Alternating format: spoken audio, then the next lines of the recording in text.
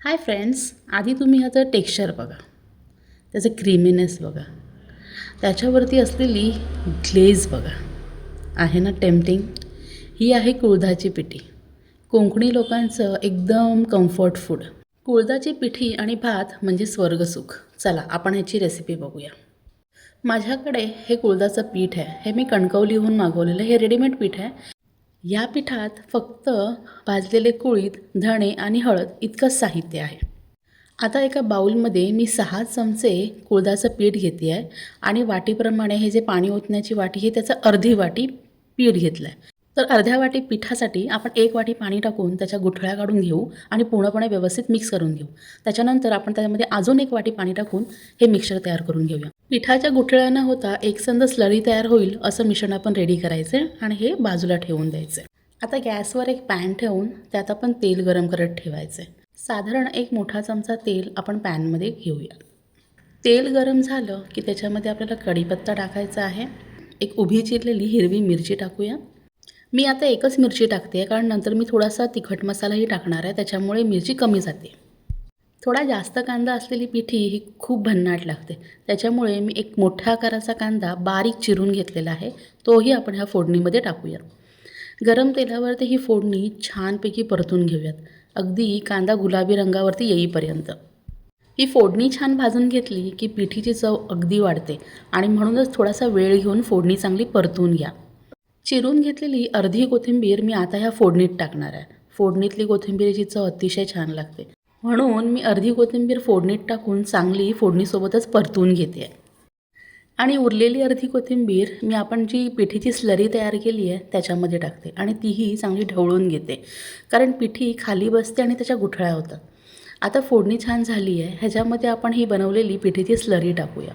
भिजवलेली पिठी टाकल्यानंतर आपल्याला एकदा ही पिठी चांगली ढवळून घ्यायची आहे. तर ह्या स्टेजला आपण अजून 1 वाटीभर ह्या पिठीमध्ये पाणी ओतणार आहोत आणि कन्सिस्टन्सी ॲडजस्ट करणार आहोत.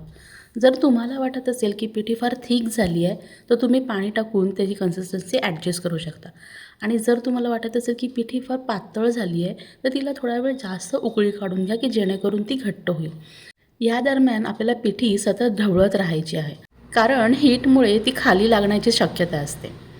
पिठी आपल्या अगदी झुणक्यासारखी असते, म्हणजे ती थोड्या वेळाने घट्ट होत जाते आणि गॅसवरून उतरल्यानंतरसुद्धा ती थिक होत जाते, त्याच्यामुळे ती सतत ढवळत राहा. आता पिठीमध्ये मी अर्धा चमचा मालवणी मसाला टाकलेला आहे तिखटासाठी आणि पुन्हा एकदा पिठी मी ढवळून घेत आहे.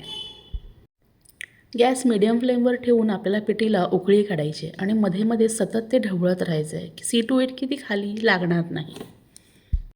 पिठीमध्ये मी पाव चमचा हळद टाकली, कारण मला जराची कमी वाटत होती, आणि ती टाकून मी पुन्हा एकदा पिठी चांगली मिक्स करून घेत आहे.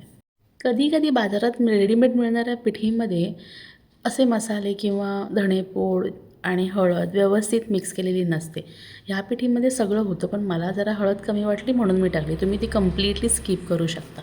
आता पिठीला छान अशी एक उकळी आलेली आहे, आपल्याला फक्त ती सतत ढवळत राहायची आहे. लक्ष ह्याकरता द्यायचं आहे की ती ओते जाऊ नये आणि खाली लागू नये, म्हणून मी ती ढवळून घेत आहे.